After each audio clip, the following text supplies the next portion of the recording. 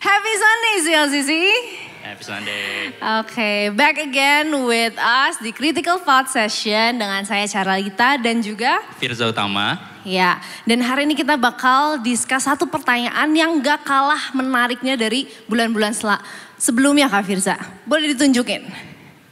Dunia ini kan milik iblis, jadi untuk apa kita punya target sukses di dunia?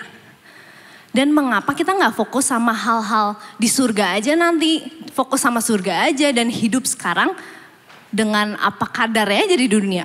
Gimana tuh Kak Firza? Wow, ini one of the burning question gitu ya. Tapi izinkan saya untuk rephrasing pertanyaannya supaya lebih simplified.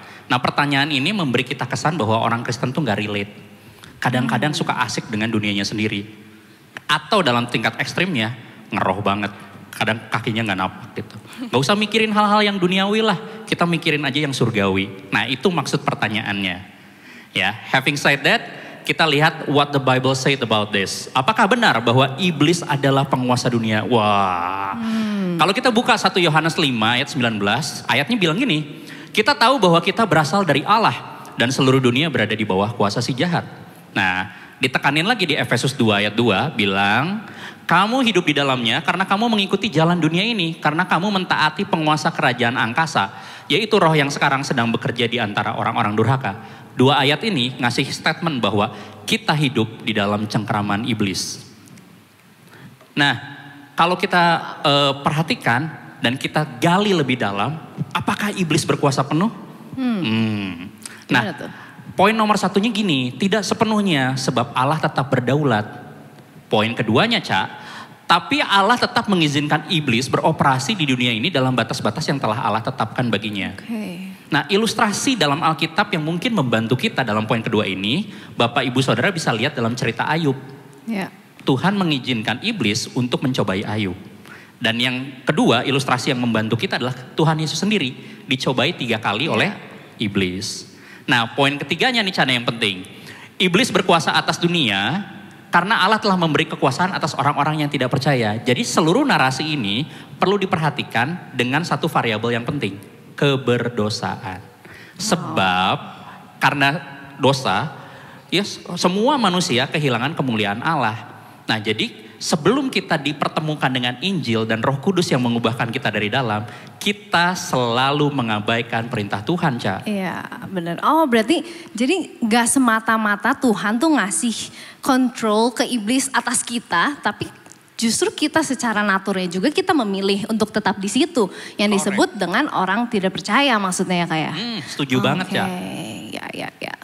Nah, kalau kita lihat lebih dalam lagi, ada kabar baiknya nih buat kita semua. Orang-orang yang percaya tidak lagi berada di bawah kekuasaan iblis. Ayatnya di Kolose 1 ayat 13. Ia telah melepaskan kita dari kuasa kegelapan dan memindahkan kita dalam kerajaan anaknya yang terkasih. Nah, having said that, orang-orang yang memilih untuk mengabaikan Tuhan dibiarkan terperangkap dalam jerat iblis. Ayatnya juga di Kolose 1 ayat 13. 2 Timotius 2 ayat 26. Jerat iblis yang telah mengikat mereka pada kehendaknya.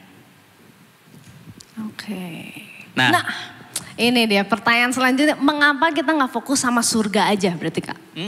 Nah ini menarik. Nah izinkan saya introduction terlebih dahulu. Kekristenan tuh unik Bapak Ibu Saudara ya. Dibanding religious views yang lain, dalam agama lain, mereka sibuk memindahkan manusia ke surga. Cekan ya. Gimana nanti kita di surga? Kekristenan seperti Tuhan Yesus ajarin di doa Bapa kami, datanglah kerajaanmu di bumi seperti di surga. Jadi kekristenan tuh unik karena tidak sibuk memindahkan orang ke surga. In other words, kekristenan tuh mencoba membawa surga turun, heaven brought down. Nah, ada salah satu statement atau quote dari Oliver Wendell bilang gini, some people are so heavenly minded that they are not earthly good. Kadang orang yang gak relate itu nyebelin ya Bapak Ibu Saudara ya. Kalau diajak ngobrol gak nyambung. Ya. Having said that, being heavenly minded should not result in isolating oneself from the world. Orang Kristen itu tidak boleh membatasi diri atau memberi jarak pada isu-isu yang penting pada dunia. Lebih lanjut lagi, poin nomor 2, justru orang-orang Kristen harus menceburkan diri pada isu-isu kontemporer yang dianggap penting. Jadi orang Kristen tidak boleh menolak untuk terlibat dalam isu-isu yang penting. Misalnya kemiskinan, kesehatan, dan yang lain-lain, Ca. Ya. Next. Oke. Nah, dalam satu buku, ini buku bukan critical thought tanpa rekomendasi buku ya, Ca ya. Betul. Ya. Alvin Smith itu nulis buku bagus banget. Judulnya gini, How Christianity Changed the World. Nah, di buku itu sebenarnya buku sejarah ya, nunjukin bahwa orang-orang Kristen dalam bilik sejarah itu menceburkan diri, mendevotkan diri untuk memberikan perbedaan bagi dunia. Jadi panggilan utama orang Kristen itu berdampak bagi zaman. Yes. Nah, Alvin Smith itu kasih 2 ilustrasi bagus. Tahu nggak Bapak Ibu, saat kekristenan jadi agama nasional pertama kali, itu di abad ke-5, abad ke-6, ya, setelah Roma, adalah orang-orang Kristen yang berinisiatif untuk bikin rumah sakit pertama untuk mental health. Wow. Kebayang nggak? Jadi dalam dunia Greco-Roman, itu orang-orang yang punya kelainan jiwa dianggap tidak bernilai. Orang Kristen lah yang menaruh kasih pertama kali kepada mereka. Atau misalnya ilustrasi lain, kalau Bapak Ibu Saudara cek pemenang hadiah Nobel, itu predominantly banyaknya adalah orang-orang Kristen. Jadi sejarah telah membuktikan banyak orang Kristen yang berdampak bagi zaman untuk dunia ini, Cak. Oke, wow. Nah, kita udah tahu gitu, jadi kita harus ngapain nih Kak Firza? Nah, di Yohanes 17 ayat 14-15 bilang gini, ini paradox message-nya dari Tuhan Yesus ya bilang, kita ini bukan dari dunia, tapi dikirim ke dunia. Implikasinya jelas, kita tuh terang dan garam. Kalau kita tuh garam, gak memberi rasa asin, apa bedanya kita dengan yang lain? Ya. Atau sesuai dengan nama gereja kita, Cak, City Light. Kalau kita tidak menerangi yang gelap, lalu apa bedanya kita dengan yang gelap? Ya, betul. Ya kan? Believer are physically present in the world, but not part of its values. We can still enjoy God's beautiful creation on earth, but we do not chase after worldly pleasure. Dunia sudah tidak menyilaukan kita lagi, sebab kita dipanggil untuk berbeda dan berdampak.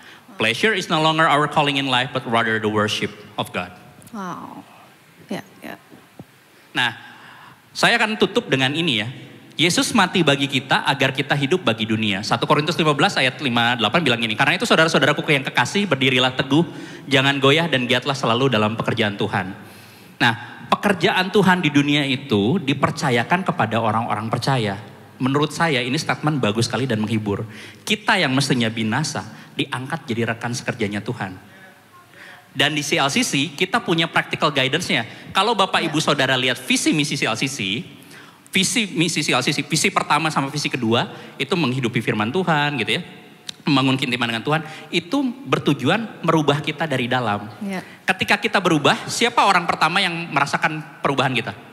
Misi ketiga tuh keluarga, misi keempat pekerjaan kita, dan misi kelima kota. Di tempat kita ditempatkan. Ya. Jadi, having said that once again, kita dipanggil untuk berdampak dan relevan, Ca. Ya, oke. Jadi bukannya kita menciptakan dunia sendiri, karena memang kita nggak bisa dipungkiri kita tinggal di sini ya kan. Kita nggak mungkin memisahkan diri kita dengan dunia. Dan juga ada nih ayat di 1 John 2 verse 17. The world and its desire pass away, but whoever does the will of God lives forever.